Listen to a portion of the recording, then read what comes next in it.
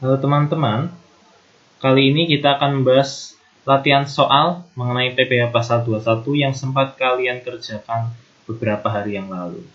Oke, sekarang kita langsung bahas saja. Dalam perhitungan PPh 21, yang pertama kalian harus tahu dulu bagaimana aturan perhitungannya. Aturan perhitungannya bagaimana?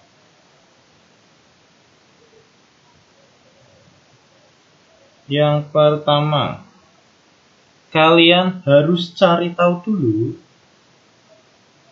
pendapatan bruto.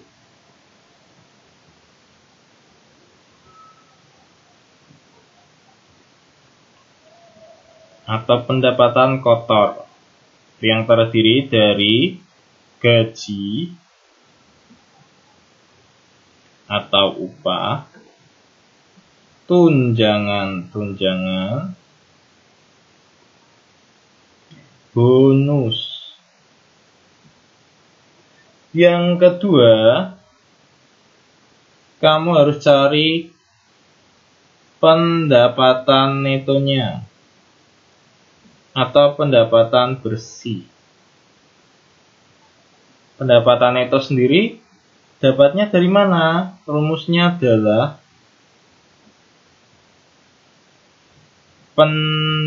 pendapatan bruto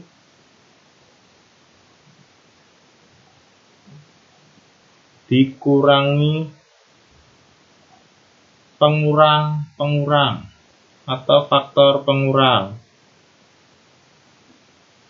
Apa saja faktor pengurang itu?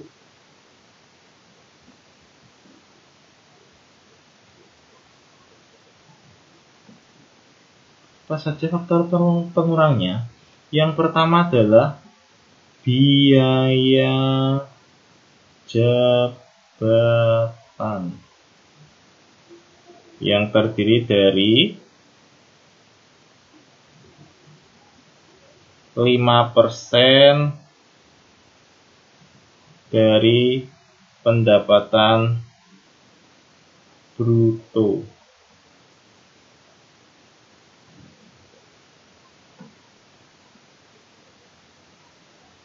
Maksimal 500.000 per bulan atau 6 juta per tahun, tinggal dikali 12 saja. Bagaimana kalau hasilnya lebih dari 500.000 per bulan? Maka ya tetap hanya kamu tulis 500.000 saja. Misalnya hasilnya 700.000, tetap kamu tulis 500.000 saja. Oke. Yang kedua adalah iuran yang dibayarkan sendiri. Yang dibayarkan sendiri. Iuran yang dibayarkan sendiri. Ada iuran pensiun, ada iuran ketenaga kerjaan, bisa macam-macam. Yang jelas yang hanya kamu bayarkan sendiri. Nah, itu beberapa diantaranya adalah pengurangan. Baru deh kamu selisihkan dengan pendapatan bruto, ketemulah pendapatan neto. Yang ketiga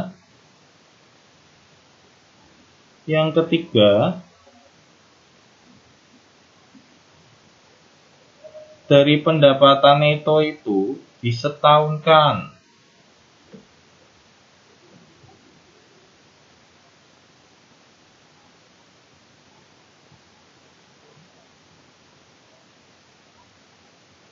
Dalam kurung dikali 12. Jadi setahun kan 12 bulan. Baru setelah itu kamu cari PTKP-nya dulu. PTKP kamu bisa lihat di handout, ada apa saja.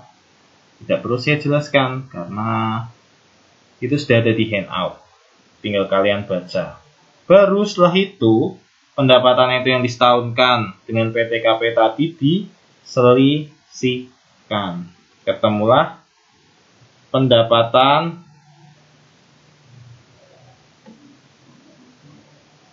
kena pajak atau dalam kurung PKP. Pendapatan kena pajak, rumusnya apa? Pendapatan itu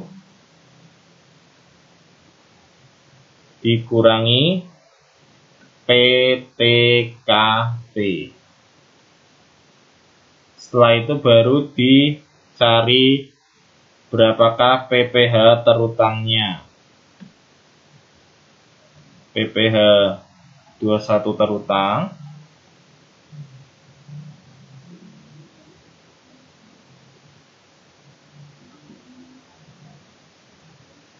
terutang sama dengan tarif kali PKP. Gitu ya, kalian harus ingat ini semua dulu sebelum menghitung. Oke, sekarang kita akan mulai menghitungnya dari aturan perhitungan PPh pasal 21 ini. Yang pertama adalah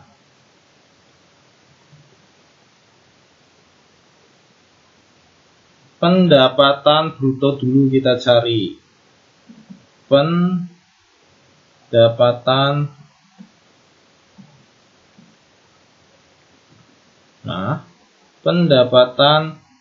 bruto. Yang pertama ada apa saja?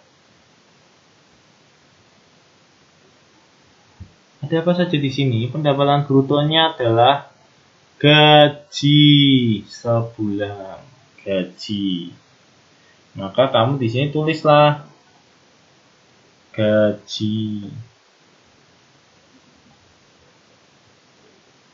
Berapa gajinya di situ? 8 juta.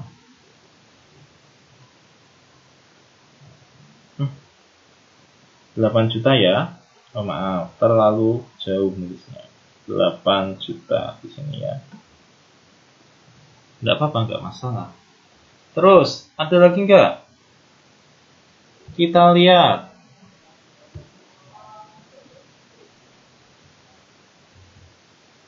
Premi atau tunjangan. Ada jaminan kecelakaan kerja dan jaminan kematian sebesar 0,5% dan 0,3%. Nah, kita masukkan di sini.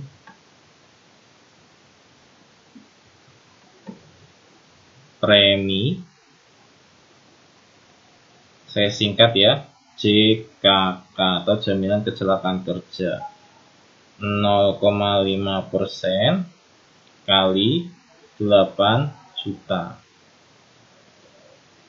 Kita mau berapa? 40.000. Yang di sini 8 juta. Ya. Terus apa lagi? Premi jaminan kematian atau JK 0,3% dari gaji, berarti 8 juta. Ketemu 24.000. Baru dijumlahkan. Jumlahnya ini namanya apa? Ini adalah total pendapatan bruto. 8.064.000.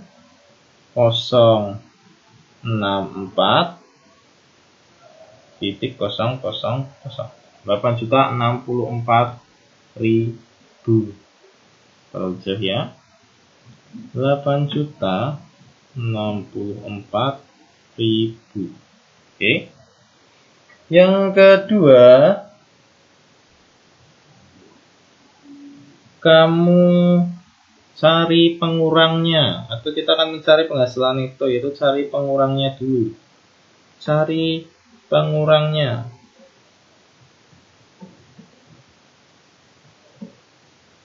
Apa saja pengurangnya? Yang pertama, jangan lupa, karena dia menerima gaji pasti ada biaya jabatan. Ya, biaya jabatan itu hanya untuk orang-orang yang memiliki penghasilan tetap. Jadi kalau yang penghasilan tidak tetap, tidak ada biaya jabatannya. Terus 5% dari penghasilan bruto berapa? Kali 8.064.000. Ketemu 403.200. Oke. Yang kedua, iuran. Mari kita lihat, ada enggak iuran? Oh, ada. Ini iuran jaminan hari tua, dan yang hanya kamu cari adalah yang dibayarkan oleh perusahaan, tidak perlu. Hanya yang kamu cari adalah yang dibayarkan oleh dirimu sendiri saja. Berapa yang dibayarkan oleh dirimu sendiri? Iuran jaminan hari tua 2%, sedangkan iuran pensiunnya 100.000. Ini ya. Nah, mari kita catat. Iuran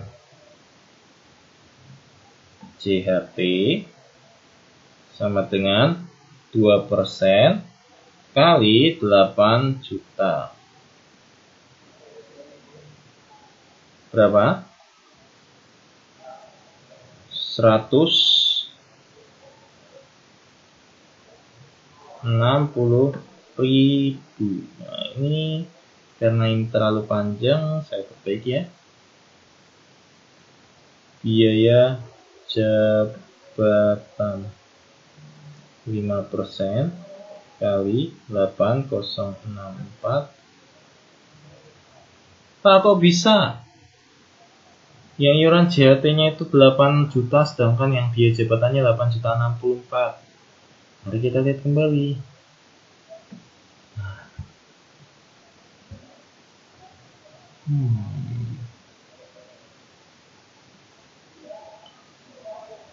Dua persen dari gaji sebulan. Berarti karena ini gaji sebulan, berarti di sini 2% dari gaji. Gajinya 8 juta saja, sedangkan yang 8.064 itu kan penghasilan bruto. 403.200. Terus iuran pensiun 100.000. Baru deh dijumlahkan. Sekarang berapa? Ketemu 663.200. 663.200. Oke. Ini namanya adalah total pengurangnya. Nah ini terus diselisihkan antara ini 8.064 dengan 663.200. Nah, selisihnya berapa? 7.400.800 rupiah. Apa ini namanya? Ini adalah pendapatan neto. Tentu pendapatan netonya adalah per bulan. Nah, ingat poin ketiga pendapatan netonya disetahunkan. Berarti di sini pendapatan neto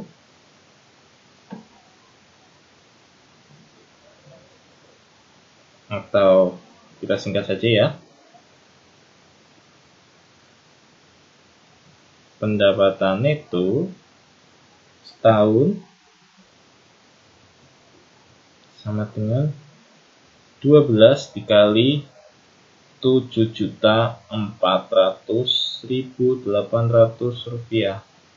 Ketemu 88.809.600 rupiah.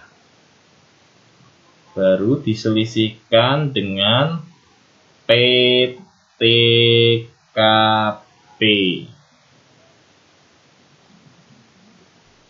Nah, yang pertama, PTKP-nya adalah wajib pajak itu sendiri. Atau sini Pak siapa namanya? Bapak Bambang Eko. Dia dapat fasilitas PTKP sebesar 54 juta. Dari mana? Ada di handout. Wajib pajak sendiri itu 54 juta. Yang kedua adalah dia sudah menikah belum? Mari kita lihat. Statusnya apa? Statusnya menikah tanpa anak. Ada keterangan istrinya enggak? Di situ dijelaskan tidak ada. Berarti kalau tidak ada dianggap istrinya itu tidak bekerja. Oke? Baik. Yang kedua adalah statusnya dia kawin. Kawin berarti dapat lagi 4.500.000. Baru dijumlahkan. Ketemu berapa? Ketemu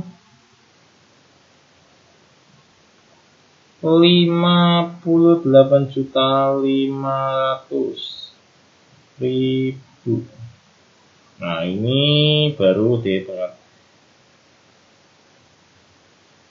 Nah, total PTKP diselisihkan. Maka selisih antara PTKP dengan pendapatan neto namanya adalah PKP. Kan berapa? 30.309.600. Ya. Baru setelah ketemu PKP, poin yang terakhir apa? Cari PPh terutangnya. Maka PPh 21 terutang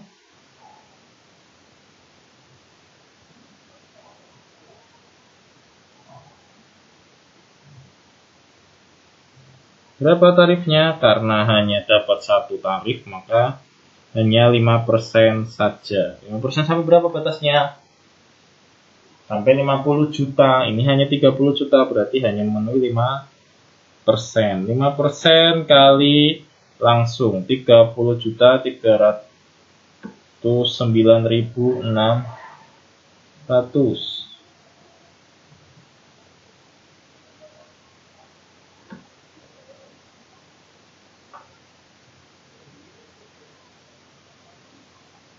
Oke. Bisa dipahami sampai sini? Nah, baru deh kita hitung 5% kali 30.309.600. Ketemulah 1.515.480 per tahun. Nah, yang ditanyakan apa? Yang ditanyakan adalah bulan Juli, berarti hanya bulan Juli saja. Berarti berapa bulan Juli? Mari kita lihat. Maka PPh 21 terutang untuk bulan Juli 2019 adalah Rp1.515.480 dibagi 12 bulan. Ketemulah 126.290. Nah, ketemu. Oke, bisa ya? Kalian silakan coba-coba sendiri.